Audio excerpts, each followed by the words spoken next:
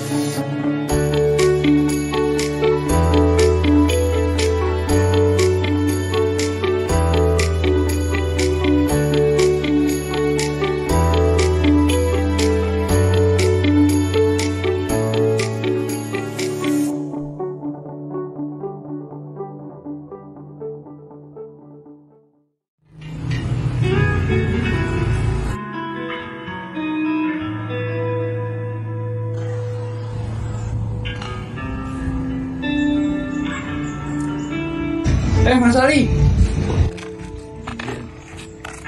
Mas Ali, kok jongkok sendiri kenapa nih? Ini langitnya kayak panas banget. Kayaknya mau hujan nih. Enggak, emang suhu buminya aja yang lagi naik.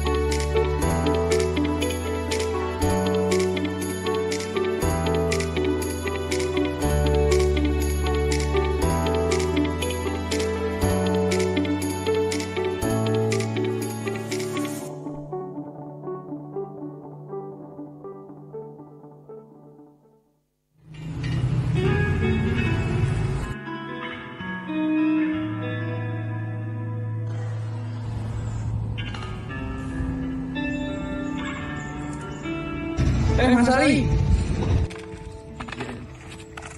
Mas Ali, Kok jomblo sendiri apa nih? ini langitnya kayak panas banget. Tanya mau hujan. Enggak, emang suhu buminya aja yang lagi naik.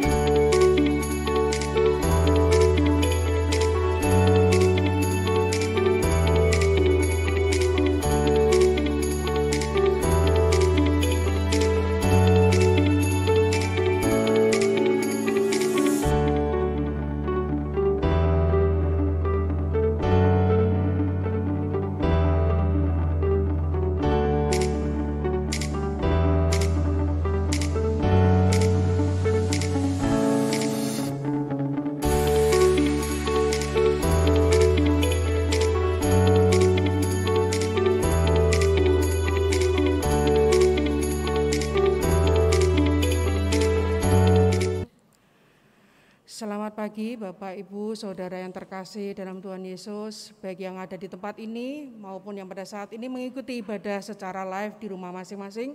Shalom. Puji nama Tuhan, kita dapat boleh diberikan satu anugerah yang terindah yang Tuhan nyatakan dalam kehidupan kita hari lepas hari, sehingga pada saat ini kita dapat boleh kembali bersama-sama menikmati cinta kasih Tuhan di dalam ibadah pada minggu hari ini. Bapak Ibu yang terkasih, sebelum kita memasuki ibadah, ada beberapa wartalisan yang perlu kita ketahui, kita dukung dalam doa, dan kita ikuti di setiap kegiatan-kegiatan yang ada. Dan biar kiranya setiap kegiatan-kegiatan yang sudah ada ini dapat benar-benar menjadi berkat bagi kita semuanya dalam pertumbuhan iman kita masing-masing. Wartalisan sebagai berikut. Ibadah pada Minggu Pentakosta ini akan dilayankan oleh Pendeta Emeritus Budi Mulyono Rekso Susilo dari Saat Malang dengan tema dipimpin oleh Roh. Segenap anggota dan majelis jemaat mengucapkan terima kasih atas pelayanannya. Kiranya firman yang tersampaikan dapat boleh tinggal tetap di dalam hati kita, bertumbuh dan berbuah menjadi buah-buah yang manis bagi orang-orang yang ada di sekitar kita. Warta dari sekolah minggu. Ibadah sekolah minggu pada hari Minggu tanggal 12 Juni 2022 pada pukul 8.30 atau setengah 9 pagi dengan tema yang sudah ada di layar. Adapun untuk kelas balita akan dilaksanakan di ruang balita dan kelas kecil dan besar akan dilaksanakan di Balai Bethlehem. Kami mengundang Bapak Ibu yang memiliki putra-putri usia sekolah minggu bisa diajak bersama-sama bergabung memuji dan memuliakan nama Tuhan. Warta dari Komisi Remaja. Ibadah remaja akan diadakan pada hari Minggu tanggal 12 Juni 2022 pada pukul 8.30 atau setengah 9 pagi di Balai Betani dengan tema Karunia Roh dalam Keperbagian. Dan pelayanan firman akan dilayani oleh Saudara Lai Lukas Christian dari UKDW Yogyakarta. Dari Komisi Pemuda, Persekutuan Pemuda akan dilaksanakan pada hari Minggu tanggal 5 Juni 2022 pada pukul 18 atau pukul 6 sore di Balai Betani dengan acara fellowship bersama dengan tema Get to Know About Urban Lifestyle. Komisi Pemuda bekerjasama dengan Komisi Kespel. Kami mengundang untuk para pemuda untuk dapat boleh hadir bersama dalam acara talkshow Eko Ministry pada hari Minggu tanggal 19 Juni 2022 pada pukul 7 malam di Gedung Gereja GKI Taman Majapahit dengan tema Membumi, Berkasih dan Beraksi untuk Bumi. Dengan narasumber Bapak Mas Ageng Satrio dari tim Eko Ministry GKI Peterongan.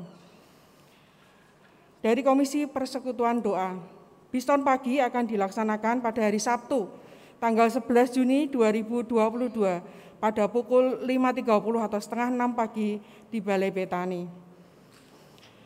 Bapak Ibu Saudara yang terkasih, pada hari ini akan dilaksanakan perjamuan kudus. Untuk jalannya perjamuan kudus dalam pengambilan hosti dan anggur lebih tertib, kita akan lihat tayangan sebagai berikut.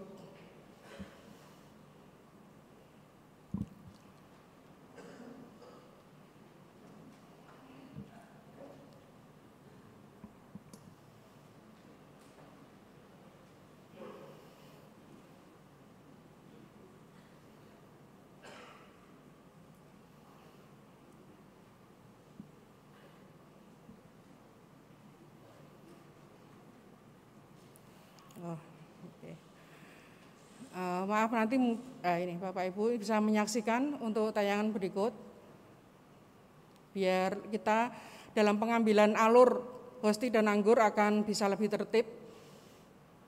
Nanti untuk posisi yang di tengah ini sudah selesai, nanti akan dilanjutkan untuk yang posisi sayap kanan dan kiri.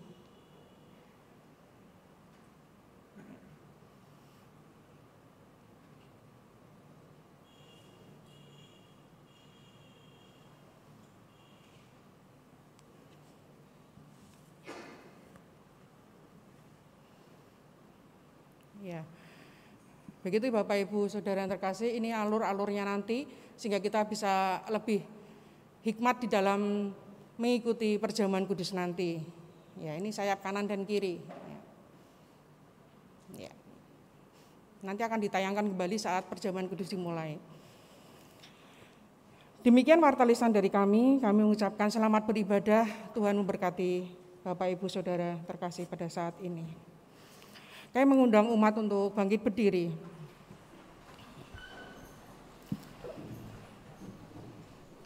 Umat yang dikasihi Tuhan, tanda ungkapan syukur kita oleh karena belas kasih Allah akan kita nyatakan melalui ibadah yang akan segera kita lakukan. Kita memasuki ibadah ini dengan satu penghayatan yang teguh bahwa Tuhanlah yang setia memelihara kehidupan kita. Mari kita bersama-sama memuji nama Tuhan di dalam pujian KJ nomor 252, baitnya yang pertama dan yang kedua, Batu Penjuru Gereja.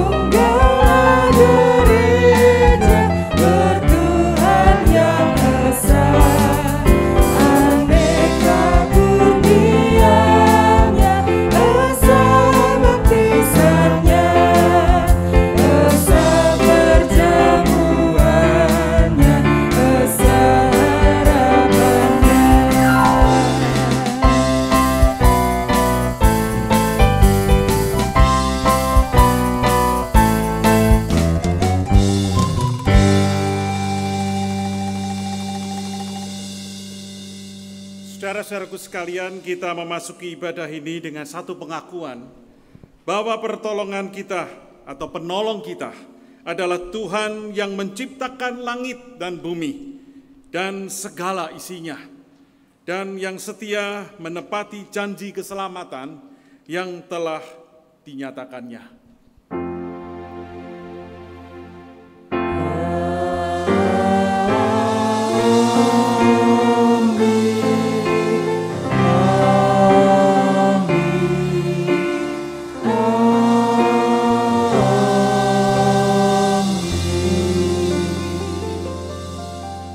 Salam kasih karunia dan damai sejahtera dari Allah Bapa kita dan dari Tuhan Yesus Kristus menyertai saudara sekalian. Menyertai saudara juga. Dan menyertai yang di online. Saudara, haleluya. Roh Kudus turun atas umatnya.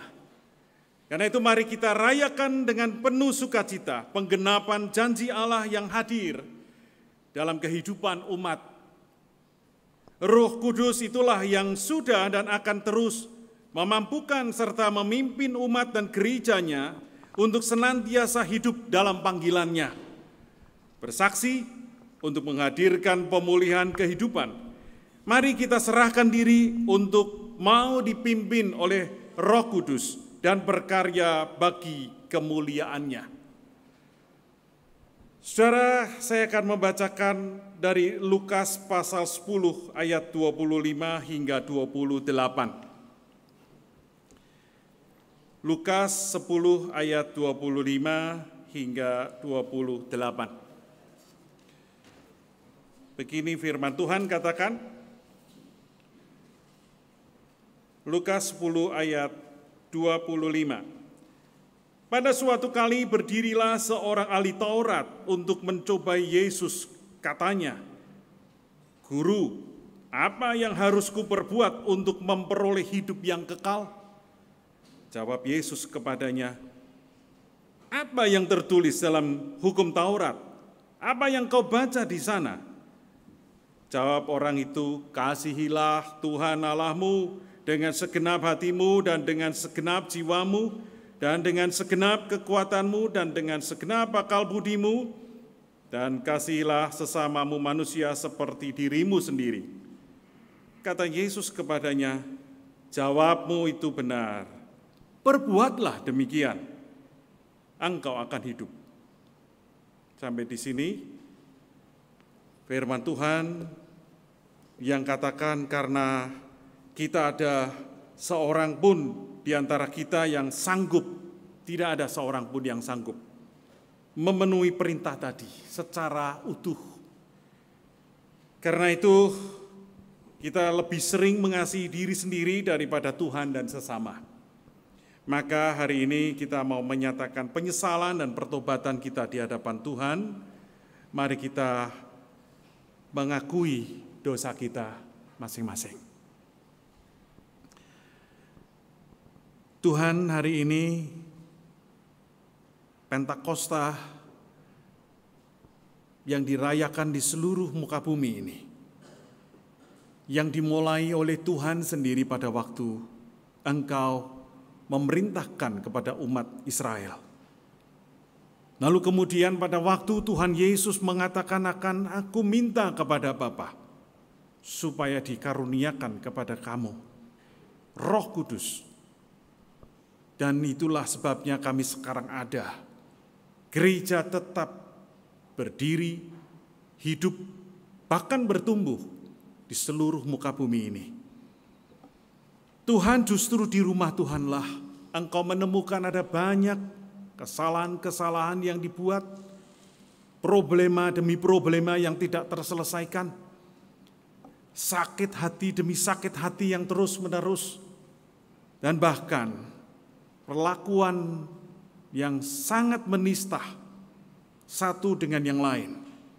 Firman-Mu yang tadi kami sudah dengar menjadi jawaban bagi ahli Taurat itu, tidak satupun di antara kami yang sanggup melakukannya secara utuh. Kami lebih cenderung mengasihi diri sendiri ketimbang mengasihi sesama, apalagi mengasihi Engkau.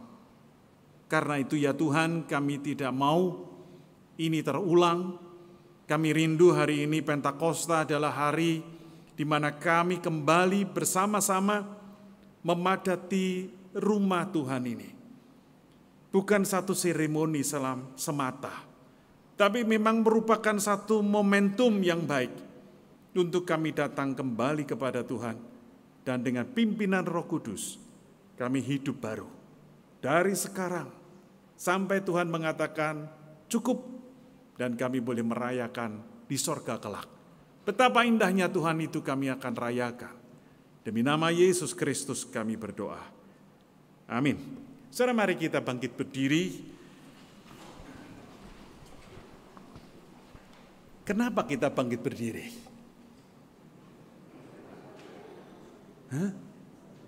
Kenapa Tante? Karena belas kasih-Nya yang tidak terbatas. Kita mau menghormati Dia. Ia berkenan menerima ungkapan penyesalan dan pertobatan kita. Yang dinyatakan secara tulus tadi dalam doa kita secara pribadi, entah pasrah saja pokoknya ada yang mendoakan, atau memang sungguh-sungguh dalam pergumulan dan kita mau mengatakannya. Maka yang Maha Kasih mengerjakan pengampunan lewat karyanya sekaligus menuntun orang yang sudah diampuni masuk ke dalam hidup baru, seperti yang difirmankan dalam Yohanes 3 ayat 16, yang kita tentu sangat menghafalnya, tapi saya berharap tidak di luar kepala, tapi di dalam hati dan hidup kita. Begini katanya, karena begitu besar kasih Allah akan dunia ini, sehingga Ia telah mengaruniakan anaknya yang tunggal, supaya setiap orang yang percaya kepadanya tidak binasa, melainkan, kita katakan sama-sama, beroleh hidup yang kekal. Demikianlah berita anugerah dari Tuhan. Syukur kepada Allah. Dan bersama-sama kita memuji, memuliakan Tuhan. Roh Kudus tetap teguh.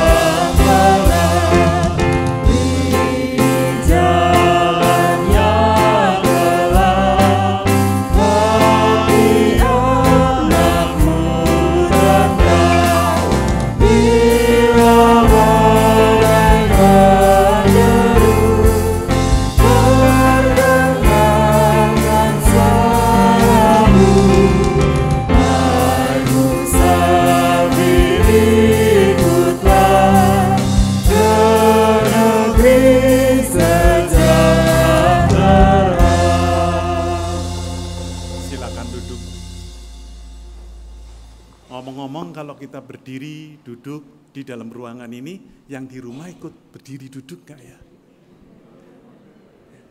Jangan-jangan enggak tiduran. Enggak lah ya, hari ini kita Pentakosta merayakan dengan penuh sukacita. Silakan.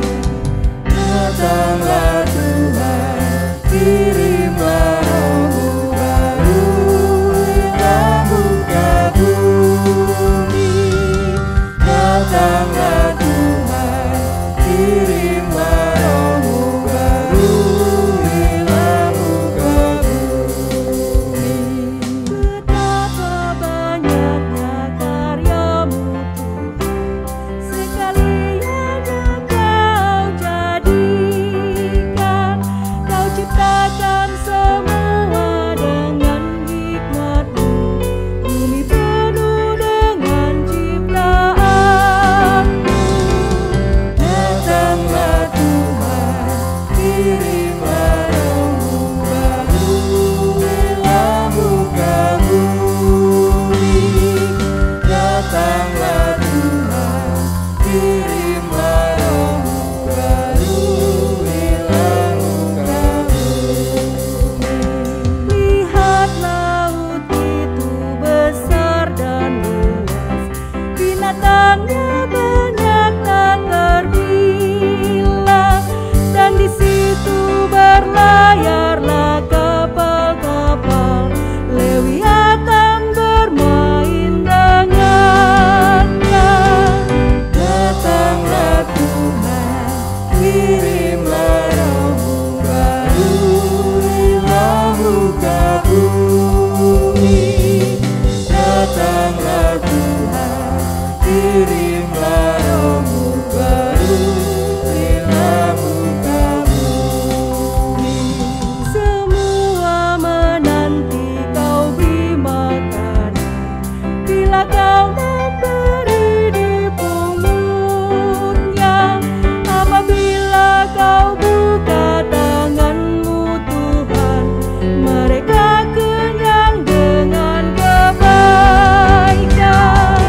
Datanglah Tuhan, kirimlah rohmu baru, ilmu kabuli. Datanglah Tuhan, kirimlah rohmu baru, ilmu kabuli. Lewiatan, binatang yang besar sekali, yang bisa menari-nari di laut yang sangat dalam. Dan digambarkannya dalam Mazmur ini, makhluk yang besar seperti itu bisa menyenangkan hati Tuhan.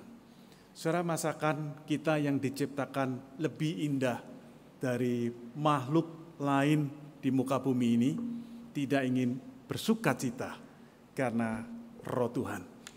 Saya melihat ruangan ini sudah tidak cukup. Berapa tahun yang lalu saya sudah pernah bilang bahwa sudah diperbesar. Bukanlah tujuannya membangun gedung, tetapi membangun orang. Kita bersyukur di luar juga ada belasan, mungkin saya kira puluhan, termasuk yang di rumah. Saudara, hari ini kita mau merayakan Pentakosta, satu perayaan yang besar sekali, yang hanya terjadi karena Tuhan yang memerintahkan, dan Tuhan menggenapkan perintahnya itu dengan diberikan Roh Kudus. Tidak ada satupun agama di muka bumi yang menolak akan hal ini, yang mau tidak mau, suka tak suka, kita melihat kasih Tuhan begitu besar dinyatakan. Di banyak tempat kita menyebutnya Thanksgiving Day, satu perayaan syukur. Saya tadi lihat dari pintu depan, oh Indomaret dan Alfamart buka di sini. Nah, ini bukan endorse. Saudara, mari kita sekali lagi datang kepada Tuhan, kita bersama berdoa, baik yang di ruangan, dalam, luar maupun di rumah. Kita bersama-sama bersatu hati mau merenungkan firman-Nya. Kita berdoa. Biarlah Roh-Mu ya Tuhan, yang berbicara secara pribadi kepada setiap kami. Perkataan hamba-Mu ini terbatas sekali. Pengetahuan kami bersama-sama untuk mencerna juga sangat terbatas. Dibatasi oleh karena memang kami diciptakan, bukan pencipta. Kami dibuat oleh Tuhan. Tapi Engkau menjadikan kami segambar dengan-Mu. The image of God. Keserupaan dengan Allah lah yang telah membuat kami kepingin tahu tentang apa yang pencipta lakukan. Tapi tanpa Roh Kudus kami tak mungkin bisa mengerti. Karena itulah Roh Kudus diberikan supaya kami mengerti. Dan bahkan bukan hanya dalam pengertian. Tapi ada dinamis, ada energi, ada kekuatan yang membuat kami sanggup melakukannya. Dan Tuhan menolong kami semuanya mengerti dan mampu melakukannya. tinggal satu yang menjadi tanggung jawab kami. Maukah kami mengerti, dimengertikan oleh Roh Kudus? Maukah kami menjalani seperti yang Roh Kudus dorong kami untuk melakukan firman-Mu? Demi nama Yesus Kristus kami sepakat berdoa dan bersama berkata, amin. Saudara, mari kita menyiapkan Injil Yohanes 14. Injil Yohanes 14 ayat 8 sampai 17. Ya, Injil Yohanes 14 ayat 8 sampai 17. Ya, ini memang potongan yang memang ditujukan untuk fokus kepada percakapan antara Kristus dengan Filipus. Injil Yohanes 14 ayat 8 sampai 17. Saudara, saya akan membacakan untuk kita. Potongannya begini.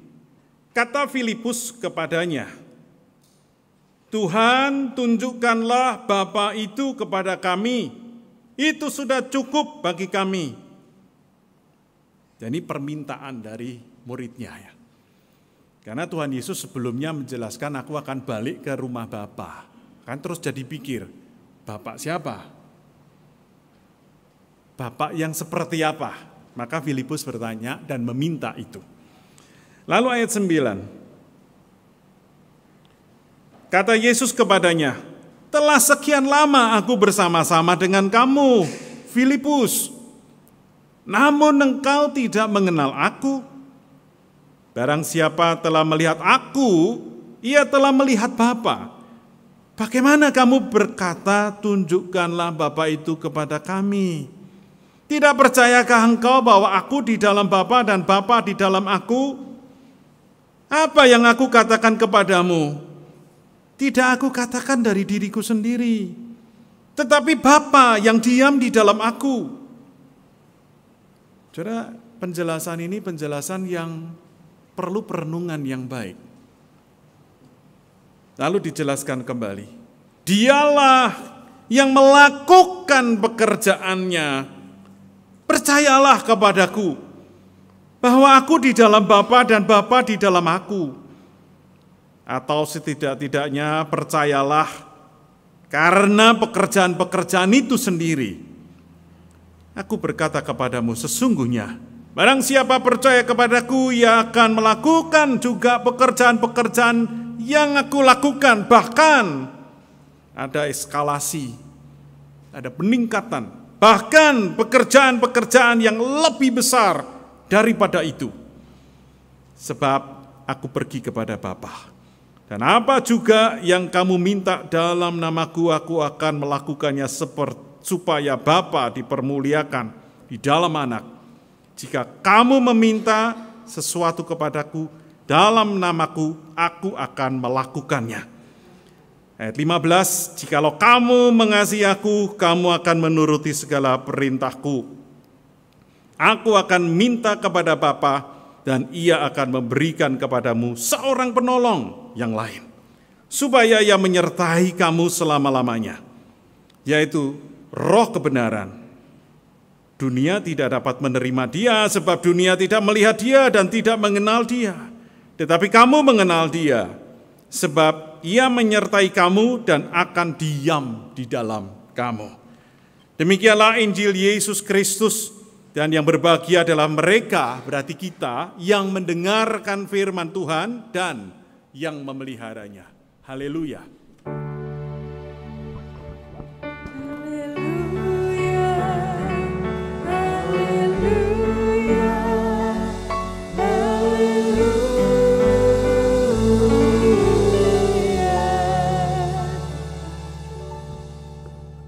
Saudara, hari ini saya sangat senang sekali. Karena saya sekarang bisa melihat saudara tanpa bantuan kacamata. Iya, saya sudah no kacamata untuk jarak jauh. Kalau jarak dekat masih harus alat bantu baca. Kenapa? Karena saya barusan selesai operasi katarak. Saudara, sejak operasi katarak mata saya ini kembali berfungsi secara normal. Dan saya sungguh bersyukur untuk itu, untuk Tuhan yang telah mengizinkan saya selama 56 tahun menggunakan lensa bikinan Tuhan. Nah, semenjak saya mengalami katarak ini, perhatian saya tentang mata itu menjadi lebih. Saya bisa menghargai biji mata yang Tuhan ciptakan ini betul-betul istimewa. Ya, meskipun operasi sudah sukses, dan saya bersyukur untuk itu. Tapi ternyata saya mengalami bahwa lensa yang dibikin oleh Tuhan itu jauh lebih bagus. Tidak ada satupun produk lensa di muka bumi ini yang lebih istimewa ketimbang lensa biologis dan teologis. Kenapa kok teologis? Ya bikinan Tuhan soalnya. Tidak ada satupun lensa di muka bumi yang begitu istimewa seperti yang Tuhan buat. Lensa yang ditanam untuk menggantikan lensa aslinya di biji mata sering disebut IOL. IOL itu IOL, intraocular lens. Bahasa lainnya lensa tanam. Sekarang meskipun minus saya sudah 0, tapi kadang-kadang saya itu dalam sudut tertentu seperti sekarang. Saya ngelihat saudara di sana, itu seperti saya di dalam kaca. Ada sesuatu sinar yang tidak tahu bisa muncul di kiri kanan. Soal resolusi contohnya. Bisa kebayang betapa tajamnya mata kita ini aslinya dari sejak diciptakan. Sampai hari ini tidak pernah ada upgrading. Kalau kita punya software di HP, di laptop, nanti diupdate, betul ya? Tapi moto kita nggak pernah diupdate loh. Nggak pernah, oh ini sudah edisi kuno, ayo diupdate dulu. Nggak ada. Dari jebrol bayi, saudara keluarnya jebrol atau brojol? Ya toh, ya brojol kan? Nah dari sejak keluar dari rahim mama, kalau kita ingat-ingat puluhan tahun yang lalu, sampai hari ini tidak pernah kita yang masih mata tajam, tidak pernah kok kita itu diupdate. Apalagi kalau kita ingat-ingat tidak pernah dari sejak zaman Adam sampai hari ini orang dilahirkan, ada lensa yang diupdate, tidak pernah ada. Teknologi optika itu baru dimulai tahun 1930. Lalu kemudian kalau kita kenal 4K, nah ini sekarang saya melihat dengan kapasitas seperti 4K. Saya kira lebih dari 4K ya. Teknologi 4K HD itu baru dimulai tahun 1984. Itu pun gara-gara Hitachi merilis prosesor untuk resolusi tinggi, tapi itu pun masih satu warna, monokrom. Saudara bisa bayangkan 1930-1984 baru ketemu teknologi biji mata, lensa atau optika yang secanggih itu, tapi belum bisa secanggih biji mata yang Tuhan buat. Saudara, jadi mari kita muliakan Tuhan dengan organ tubuh yang Tuhan buat, dengan menggunakannya secara benar dan merawatnya dengan baik. Maka jangan ucek-ucek moto sembarangan, ya. Jangan sembarangan kita melihat dengan mata yang salah. Saudara, jadi apa hubungannya dengan khotbah kita hari ini? Operasi katarak ini. Nanti kita akan melihatnya. Saudara, saya ingin mengatakan syukur setinggi-tingginya kepada Tuhan yang telah mengaruniakan penglihatan. Ada banyak orang yang punya mata tapi tidak dapat melihat. Sebaliknya, ada orang yang matanya mulai kurang fungsinya, tapi dia mampu melihat dengan jernih apa yang sebenarnya sedang terjadi dalam kehidupannya. Artinya dia memiliki kemampuan untuk membedakan apa yang dilihatnya dengan hati yang bening. Tentu tidak asing bagi kita Elizabeth Philip. Bahkan mungkin ada yang kenal, siapa tahu malah ada yang family. Ini orang Semarang. Nah, malah ada yang gini, itu duluri mungkin ya. Kita tentu juga tahu bahwa Bu Elis panggilannya. Dia seorang Kristen. Dia dikenal sebagai founder dari SMK Bagimu Negeriku. Lalu dia juga telah menjadi berkat bagi desa Telogo Weru, Kecamatan Guntur, Kabupaten Demak. Ada yang asal dari sana? Tidak ada ya. Semua orang dari negeri seberang ya. Nggak ada yang dari Demak. Di desa itu dikenal desa yang miskin. Tapi Bu Elis itu datang ke sana. Tahun berapa ya? Sudah lama, sudah belasan tahun yang lalu. Dan dia melihat kemiskinan itu karena juga di situ sukar sekali menanam padi dengan sehat. Lalu dia bikin riset dan dia tahu apa yang harus dilakukan. Yaitu mengembangbiakkan burung hantu. Kuk, kuk, kuk, kuk. Saudara jangan lihat saya seperti gitu, seperti saya burung hantu. Lalu desa itu dikenal sekarang sebagai desa wisata budidaya burung hantu. Bukan Budi Mulyono ya, budidaya burung hantu jenis Tito Alpha. Memang burung hantu jenis ini pemakan tikus. Dari ketinggian yang begitu rupa, dia bisa melihat tikus yang lari dan dengan menukik tajam, dia akan menyambar tikus-tikus itu. Dan efeknya padi menguning dituai, desa itu makin hari makin makmur. Elis buta sejak kecelakaan di umur 32. Di tahun 92 kejadian buta itu. Lalu 6 tahun kemudian kanker otak. Sekarang umurnya lakcapsa, swidak telu, 63 tahun. Belum mati-mati loh. Ya. Ia bisa membangun desa tanpa melihat. Ia juga mampu mencerahkan kebodohan dengan membangun sekolah. Saudara bisa search di YouTube Elizabeth pakai S, pakai H, Elizabeth Philip. Di interview di Kick Andy tahun berapa? Metro, hitam putih atau apalah, pokoknya program banyak sekali lah, sudah levelnya begitu. Salah satu kesaksian itu mengatakan gini, Ibu Elizabeth Philip itu secara fisik kalah sempurnanya sama saya. Saya lupa yang ngomong siapa ya, yang pasti bukan saya, karena saya ya katarak. Namun hatinya jauh lebih tajam melihat daripada saya.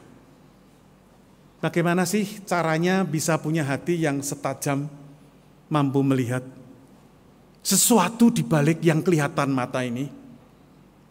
Jawabannya kita lihat sepanjang perenungan kita. Nah, kita kembali ke soal Roh Kudus, saudara. Nah, kita sudah bisa menerka. Ada kaitannya dengan Roh Kudus, soal melihat dengan hati. Roh Kudus hadir untuk menolong kita supaya mampu melihat dengan bening apa yang sebenarnya sudah dan sedang dilakukan oleh Bapa, Putra, dan dirinya sendiri. Tapi paling utama adalah apa yang dilakukan Bapa dan Putranya. Itu akan dijelaskan oleh Roh Kudus. Berulang kali para murid Yesus menyalahfahami yang dilakukan Yesus dan tidak mampu memahami kesatuan antara Bapa dengan Kristus. Ini buktinya yang tadi kita baca. Filipus sampai tanya, tunjukkan Bapa kepada kami. Itu karena salah paham. Itu sebabnya Tuhan Yesus memperkenalkan Roh Kudus sebagai dua. Satu penolong, satu kebenaran. Roh penolong dan roh kebenaran. Roh penolong itu maksudnya adalah Roh Kudus menyertai kamu. Roh kebenaran berarti itu roh yang akan mengoreksi kamu, mengenali dan mengoreksi. Saudara-saudara, kita semakin memahami hidup yang dipimpin oleh roh seperti tema kita hari ini. Kita perlu sejenak mundur untuk memahami itu. Suasana percakapan Tuhan Yesus dengan segenap muridnya 53 hari sebelum Pentakosta. Karena 50 hari itu kan disebut Pentakos. Nah, 3 harinya adalah hari Kamis, yaitu pada waktu Tuhan Yesus makan perjamuan terakhir. Makanya kalau kita makan perjamuan terakhir, lalu kemudian setelah itu Tuhan disalib, bangkit, dan hitungan 50 hari kemudian Pentakosta. Karena itu kalau kita mengadakan perjamuan kudus, menjadi semakin lengkap apa yang terjadi dengan peristiwa di waktu itu. Nah, kita kembali akan melihat dialog itu. Ada dialog yang kata-katanya seperti ini. Tuhan dan Guru. Satu frase pernah muncul dalam percakapan 53 hari sebelum Pentakosta. Dan Tuhan Yesus membenarkan itu dan bahkan mengatakan, memang akulah Guru dan Tuhan. Saudara boleh lihat nanti di Yohanes 13, kalau tadi kita baca Yohanes 14. Ayat 13-nya mencatat dialog itu. Nah, ketuhanan Tuhan Yesus ini atau ketuhanan Yesus tampak dalam peringatannya kepada Yudas Iskariot di depan 11 murid. Mari kita perhatikan. Pada waktu malam perjamuan terakhir itu, kemahatauan Kristus melampaui semesta berpikir semua murid. Ketuhanan Yesus mengidentifikasikan rencana busuk yang dilakukan oleh Yudas. Saudara meminjam Mazmur 41 ayat 10. Tuhan mengatakan, orang yang makan rotiku telah mengangkat tumitnya terhadap aku. Inilah yang sebenarnya Yesus ingin dan harapkan Yudas Iskariot itu ngerti ini. Terus dia menyesal, terus dia menangis, terus dia ikut Tuhan sampai matinya. Ini ketuhanan Yesus yang ditunjukkan kepada murid-murid di tengah-tengah penantian supaya mereka bertobat, terutama Yudas Iskariot. Tapi kita tahu hati Yudas Iskariot tidak diterangi Roh Kudus. Hingga dia tidak mengerti bahwa dia yang dimaksudkan. Ora kroso, ora rumongso. Karena memang dia tidak diterangi. Hati Yudas lebih diterangi dengan masalah dirinya. Sekali lagi, hatinya Yudas Iskariot itu tidak diterangi oleh Roh Kudus, tapi oleh masalah dirinya.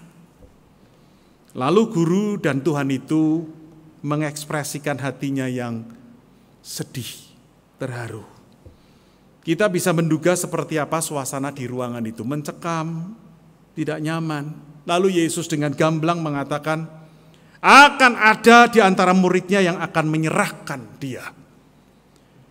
Lalu ke-11 murid itu pun saling pandang, kecuali seorang yang tidak ikut pandang-memandang.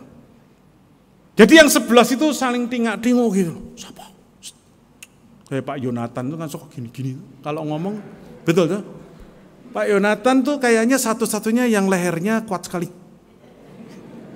Itu kalau ngomong sama saya dulu gitu. Itu murid-muridnya ya gitu. Kecuali satu.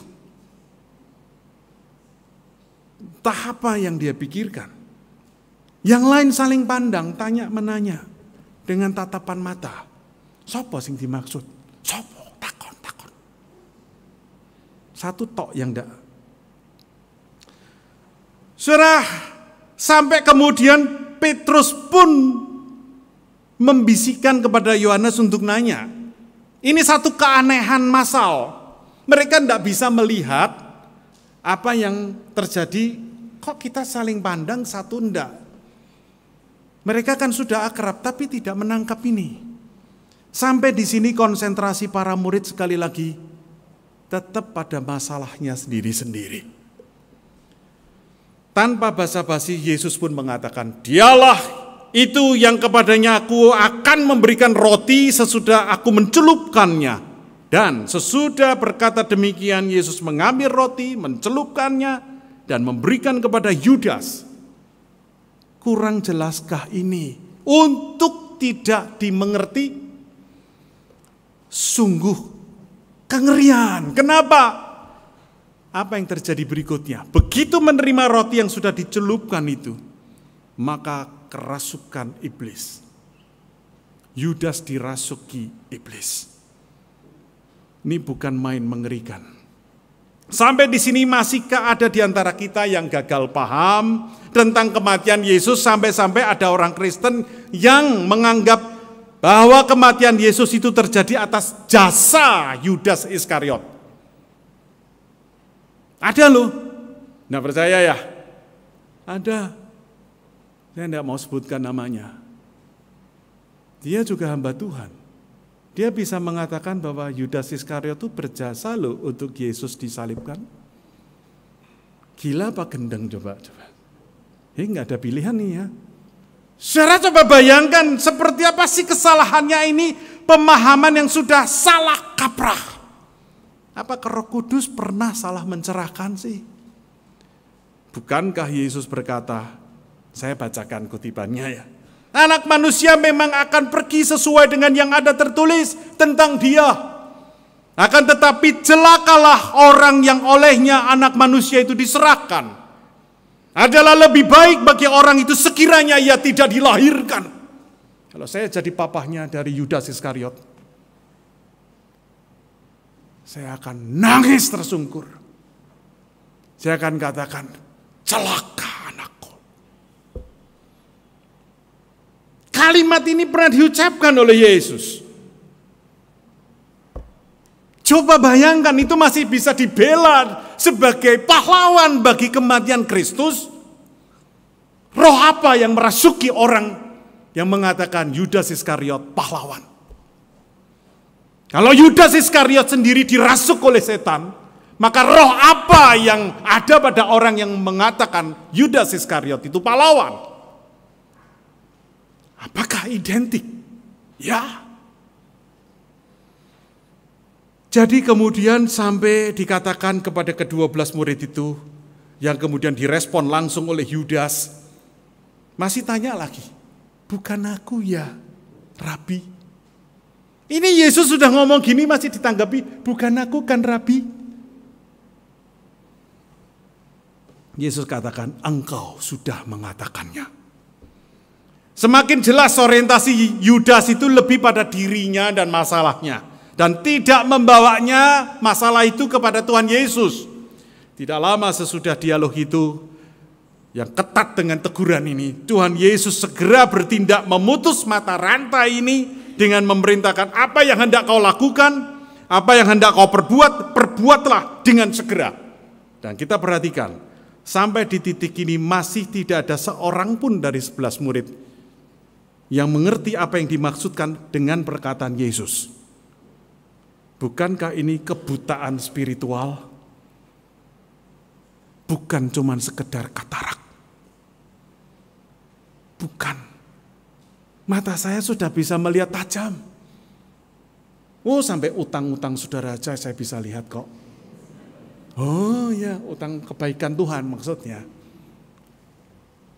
Tapi apakah saya bisa otomatis baik, melihat dengan baik, melihat dengan benar? Ini ibarat kita aktif di gereja, ya. Saudara pakai atribut-atribut baju dari Bali, Tapanuli. Saya sebelum pakai ini ulos. Beberapa hari yang lalu saya pergi ke Medan. Sekarang saya pakai ulos ya. Wah, menjiwai sekali ya. Horas. Hora ono beras mangan gabah. Bukan dong ya. Kita punya kesehatian di dalam Kristus. Ada yang pakai baju dari Minahasa, dari Jawa, dari mana-mana. Kenapa? Karena kita ingin aktif mengatakan kepada Tuhan, saya belongs to God, saya milik Tuhan. Tapi seperti itukah aktivitas kita yang banyak di gereja itu menjamin, menggaransi kita mengenal Allah, mengenal kebenaran dan hidup di dalamnya. Kita juga sadar bahwa dengan aneka kegiatan pelayanan tidak dengan sendirinya kita jadi peka terhadap keberdosaan. Kepekaan spiritual kita terhadap ketidaklayakan kita di dalam Allah rawan mengalami kematian. Orang bisa mengaku percaya kepada Yesus sebagai Tuhan, tapi tidak hidup dalam Tuhan. Bisa ngaku percaya, tapi tidak hidup di dalam kepercayaannya itu. Pengakuan di mulut bisa berbeda dengan pengakuan di lakunya. Maka itu kita pernah mendengar firman, akuilah Tuhan dalam lakumu. Kisah seperti ini deja vu dengan kisah pelukis Leonardo da Vinci, yaitu ketika dia melukis The Last Supper. Apakah ini benar-benar terjadi kisah ini? Spekulatif. Kalau saudara riset, saudara akan menemukan ada kemungkinan iya, ada kemungkinan enggak. Pokoknya entah kebenarannya berapa persen, tapi kejadiannya gini. Waktu Leonardo da Vinci mau melukis Yesus, dia cari orang yang tulus ke gereja, cari orang Kristen yang baik wajahnya, ya kira-kira kayak saya gini ya. Oh ya cocok sipit ngene kok dadi Yesus ya. Ya cocok. Oh cocok kae. Terus Leonardo da Vinci melukis orang itu. Beberapa tahun dia selesaikan dengan murid-murid yang lain. Sampai murid yang terakhir adalah Yudas Iskariot. Dia kesulitan cari. Dia terus kepikiran, tak cari di penjara. Terus dia pergi ke penjara. Dan ketika dia sampai di penjara, dia dari satu sel ke sel yang lain, dia ketemu satu orang. Terus dia bilang, kamu ikut saya akan minta izin kepada raja. Karena atas perintah raja dia melukis The Last Supper itu, yang lukisannya ditempel di dinding ruang makan panti milik gereja. Nah lalu dia minta supaya orang ini dikeluarkan dari sel, nanti setelah selesai lukis balik lagi ke sel. Waktu dilukis, pria itu menangis. Terus dia ngomong gini, Leo, apakah kamu tahu? Mana aku tahu pikiranmu, aku cuma ngelukis kok, mana aku tahu. Tanya Pak Yonatan. Pria itu melanjutkan. Dia bilang, akulah yang kamu lukis pertama. Serentak spekulasi ini benar-benar exactly, tepat sekali seperti kejadian itu. Atau enggak tahulah. Tapi kalaupun itu enggak terjadi, itu imajinasi saja misalnya. Saya sih yakin mungkin ada kisah-kisah ini yang mungkin bisa jadi terjadi. Karena ketika film Yesus pun dibuat, itu ada banyak kesaksian-kesaksian spiritual di sana. Sudah betapa ngerinya. Kembali ke ketuhanan Yesus yang kuasanya terbukti telah menggelisahkan kerajaan kegelapan, sampai-sampai Yudas dirasuki langsung bukan oleh setan kelas embek. Setan tuh punya kelas-kelas loh. Bukan kelas ecek-ecek tuh yang merasuk Yudas.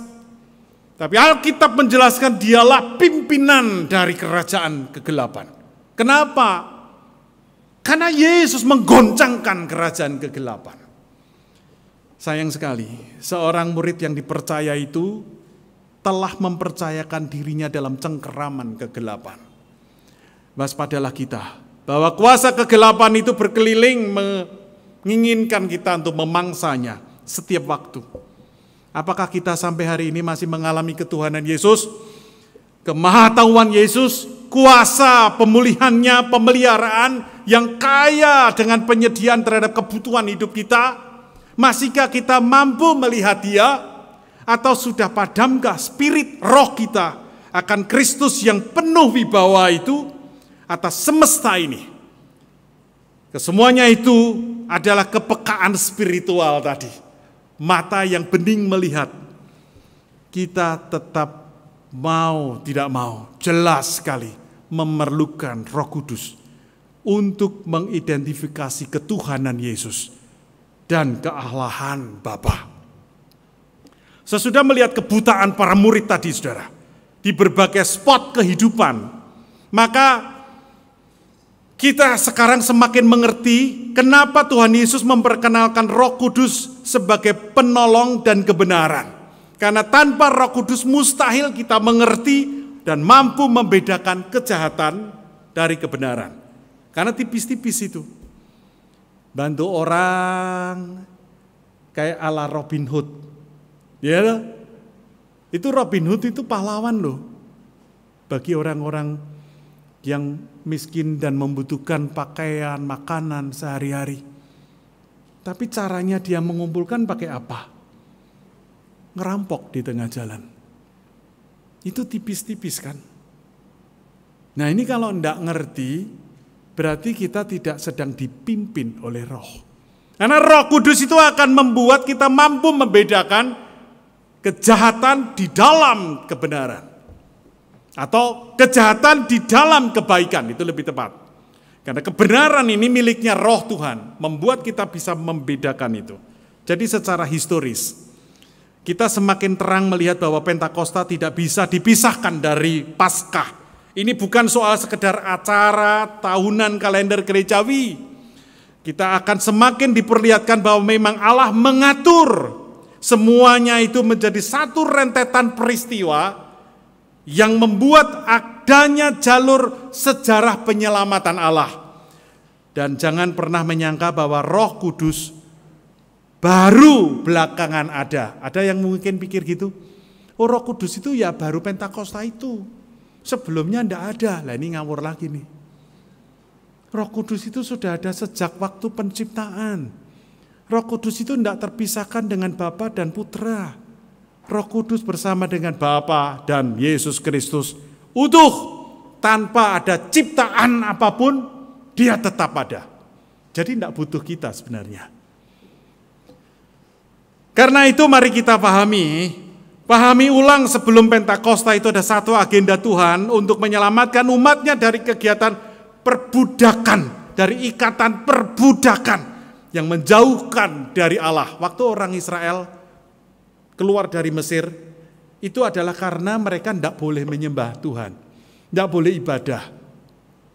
Kita masih mendingan.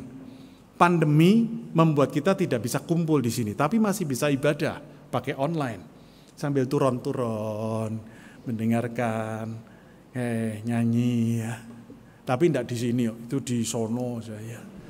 Tuh, yang senyum-senyum kesaksian pribadi ya. Saudara, maka Tuhan melakukan Paskah. Jadi ketika orang Israel itu di Mesir tidak bisa sembah Allah, Allah breakthrough menerobos itu, ikatan itu dengan Paskah.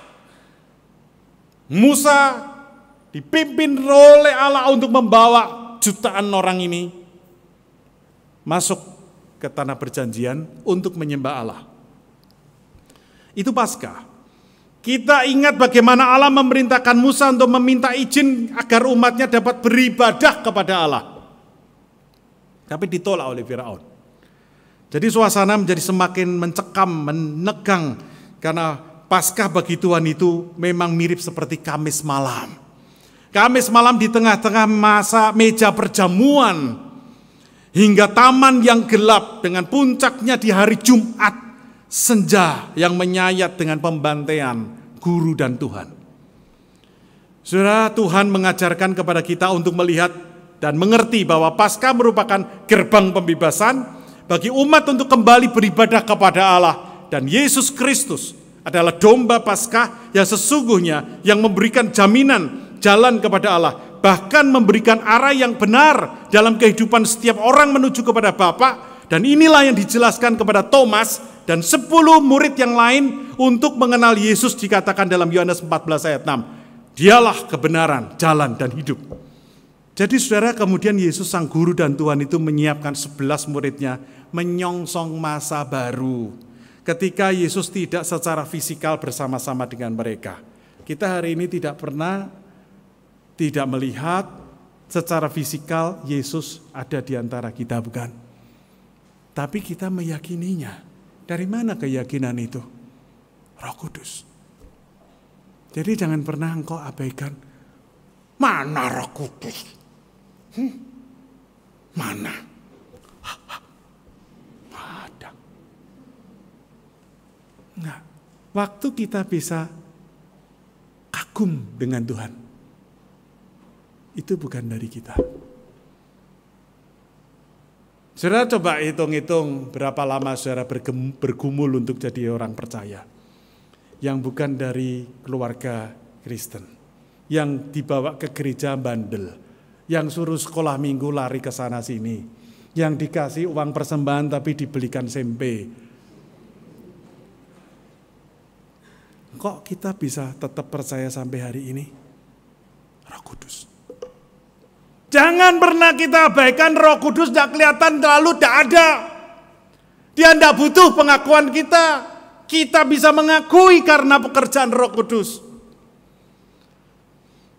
Saudara, masa baru ini adalah masa yang kita seperti sekarang ini, seakan-akan pandemi ini seperti interupsi Allah. Terhadap kebingungan gereja yang selama ini mungkin dalam rutinitasnya membiarkan amanat untuk mengutus yang sudah disampaikan oleh Yesus. Amanat pengutusan itu diabaikan. Beritakanlah Injil, beritakanlah kabar sukacita, beritahukanlah aku dan Bapa satu. Itu enggak sampai. Kita cuma datang kebaktian, pulang dan selesai. Lalu besok bikin acara lagi Senin, Selasa, Rabu, Kamis, Sabtu lagi, kumpul lagi Minggu. Yuk kita bikin program. Nanti Senin apa, Selasa apa, Rabu apa. Begitu terus, Minggu ketemu lagi, kumpul, selesai. So, Roh Kudus tidak bekerja dalam rutinitas yang membosankan. Dia roh dinamis. Dia roh yang mempunyai kekuatan yang membuat kita mengalami banyak terobosan. Kita sekarang sedang menyiapkan diri memasuki masa baru pasca pandemi. Apakah kita akan kembali ke dalam kelesuan? Di tengah-tengah kebaktian. Suara itu mungkin perlu kita rekam. Jadi ringtone buat kita ya. Apakah kita akan kembali ke dalam keengganan memberitakan Injil Kristus? Atau sejak dari Pentakosta ini terus kemudian bangkit satu semangat yang dipimpin Roh untuk memberitahukan. Supaya benar-benar gereja ini sesek. Saudara, pandemi ini sudah akan berakhir. Kita doakan endemi. Kalau sudah endemi itu kita kayak flu biasa. Dan saudara bisa punya kesempatan banyak. Jadi jangan balik ke masa lalu. Kita mesti menyongsong masa ini sebagai masa baru. Kita enggak terus bikin kelesuan model yang lama. Kita perlu ada perombakan semangat kita. Kita perlu evaluasi program-program yang mungkin selama ini cuma kosong. Banyak kegiatannya, tapi kontennya keropos. Maksudnya kita tidak punya pengenalan akan Tuhan secara utuh dan memberitahukan kepada orang. Tapi isinya sibuk dan berkeringat dan keluar duit banyak. Tapi tidak ada orang yang merasakan Allah hadir. Itu jenis makanan yang namanya bocai. Itu enggak terlalu berguna. Lebih baik kualitasnya itu. Membuat aku mengenal Allah. Mengenal Bapa. Tidak asing dengan Dia. Mengenal seutuhnya siapakah Bapa, Kristus, dan Roh Kudus yang esa itu.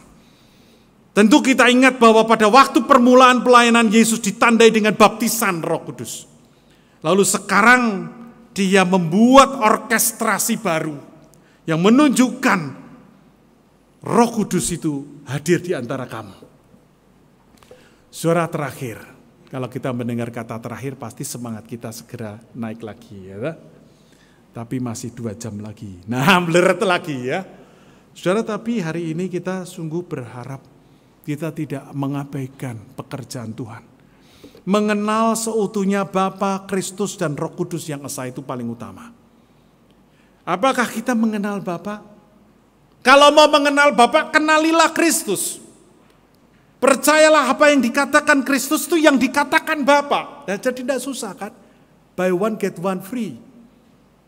Kita kenal Kristus sudah kenal Bapa. Gampang sekali kan? Jadi tidak mumet-mumet. Ono Bapa duwe anak, Allah kok duwe anak. Bukan. Dialah entity, dialah keberadaan yang kekal. Yang menjadikan alam semesta ini dan mempercayakan pemeliharaannya kepada anak Dan waktu menciptakan bersama-sama, dan Roh Kudus ada di sana. Mumet ya.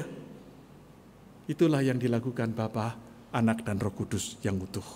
Inilah yang disebut sosok trinitaris. Apakah saudara masih percaya? Perjamuan kudus ini diberikan untuk kita. Perjamuan kudus ini untuk kita boleh mengalami trinitaris Allah. Ketiga yang esa itu.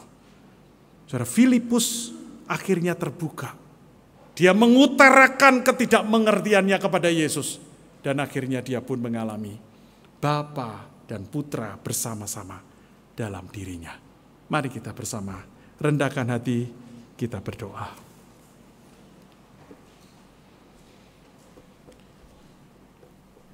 Bapa di sorga, firman-Mu memang sudah selesai disampaikan. Tetapi Roh Kuduslah yang kiranya menyapa setiap kami. Kami tahu Tuhan, kami terbatas. Tetapi karena kasih setiamu lah kami ada sampai sekarang. Karena itu sapalah kami sekali lagi. Karena siapakah kami? Di dalam nama Tuhan Yesus kami berdoa. Amin.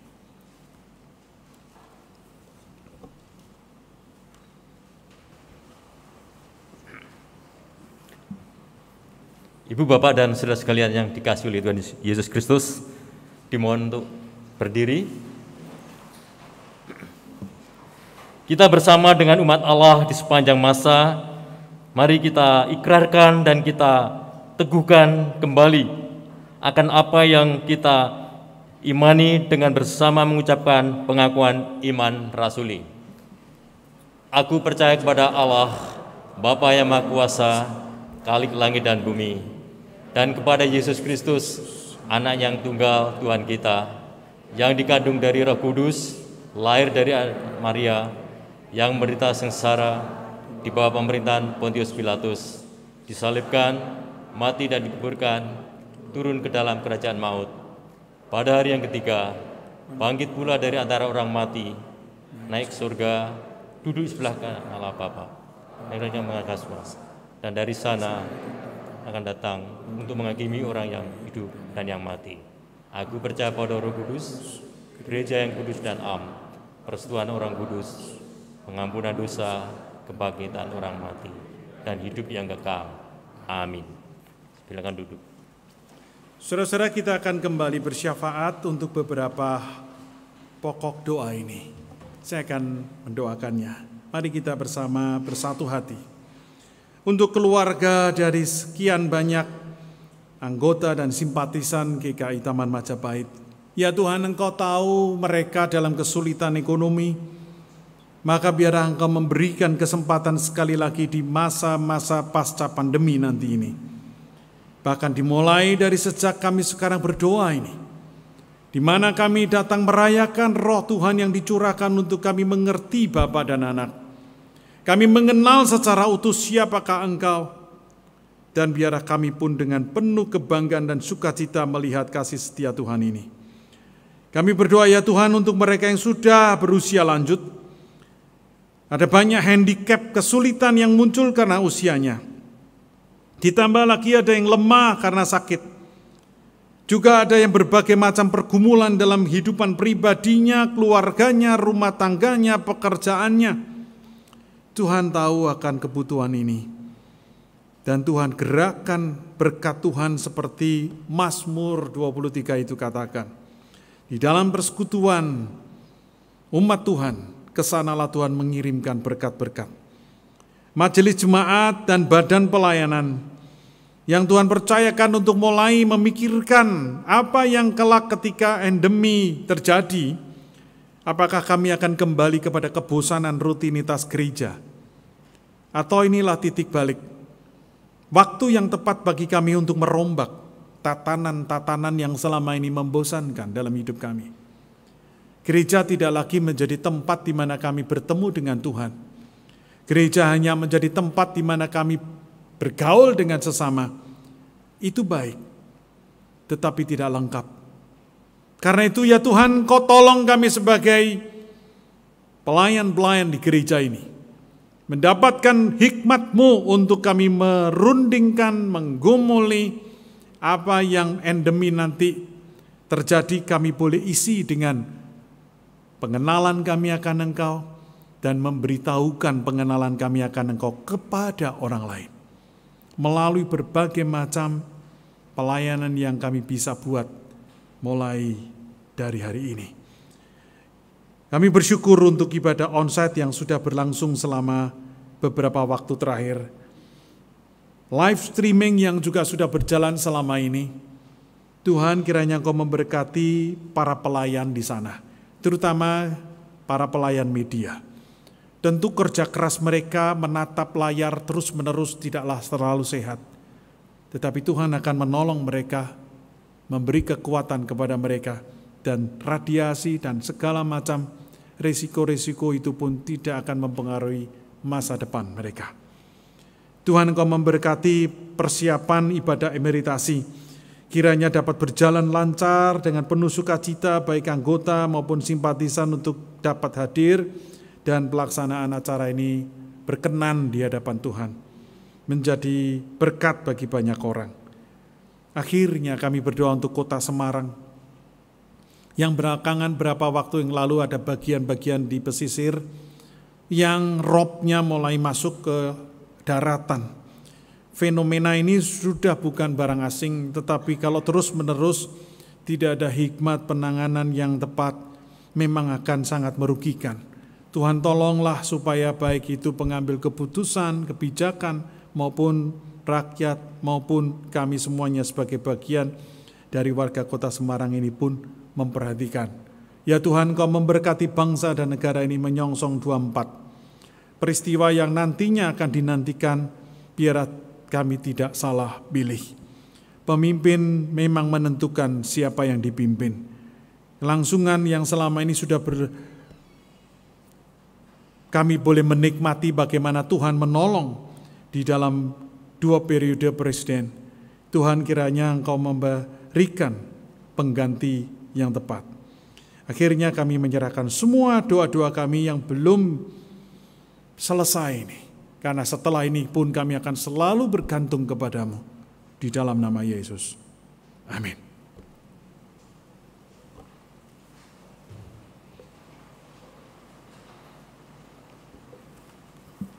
Bapak, Ibu, dan saudara sekalian, kita mengungkapkan syukur yang kita nyatakan dalam ibadah dengan mengaturkan persembahan. Saat ini kita landasi dengan firman Tuhan sebagaimana yang dinyatakan oleh Rasul Paulus, hambanya, yang ditulis dalam surat 2 Korintus pasal 9 ayat 6 sampai dengan 7.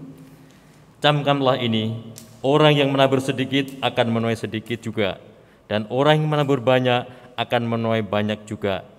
Hendaklah masing-masing memberikan menurut kerelaan hatinya, jangan dengan sedih hati atau karena paksaan, sebab Allah mengasihi orang yang memberi dengan sukacita. Bagi Bapak, Ibu, dan Saudara yang mengikuti ibadah onsite, dapat memasukkan persembahan pada kotak yang sudah tersedia di depan pintu ya. Sedangkan yang mengikuti ibadah via streaming dapat memperhatikan tayangan berikut ini.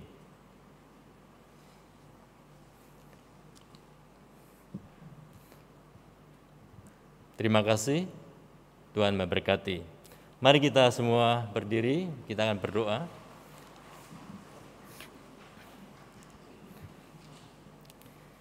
Bapa di surga, kami mengucap syukur dan terima kasih kebaikan demi kebaikan yang Tuhan berikan bagi kami, baik secara pribadi, dalam keluarga, bahkan dalam pelayanan Tuhan.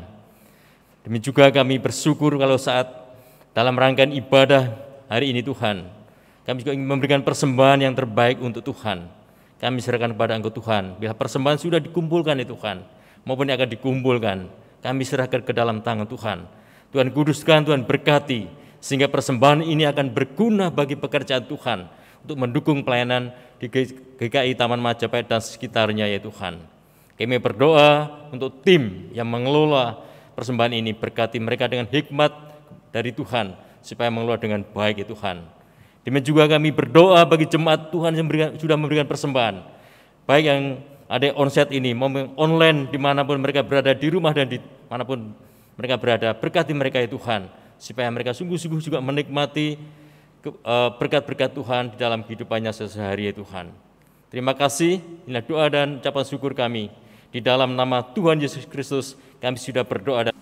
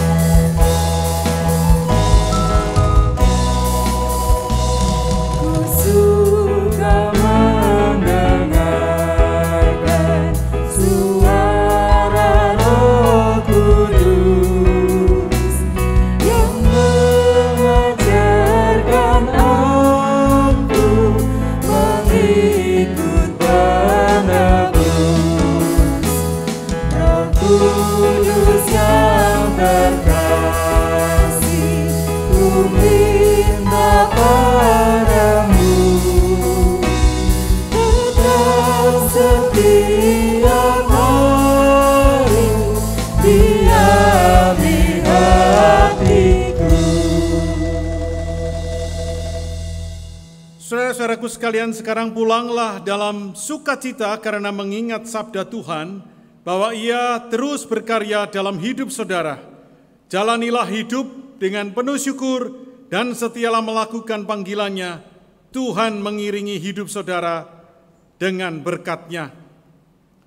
Tuhan memberkati saudara, Tuhan melindungi saudara, dan Tuhan menyinari saudara dengan wajah-Nya dan memberi saudara kasih karunia.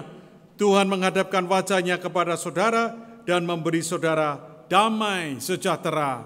Amin.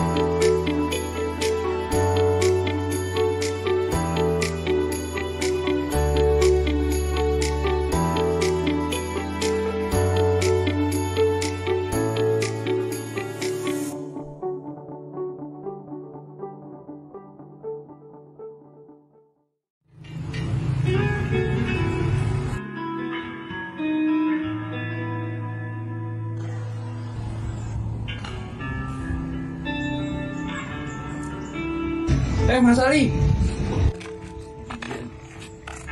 Mas Ali, kok jongkok sendiri kenapa nih? Ini langitnya kayak panas banget. Kayaknya mau hujan nih. Enggak, emang suhu buminya aja yang lagi naik.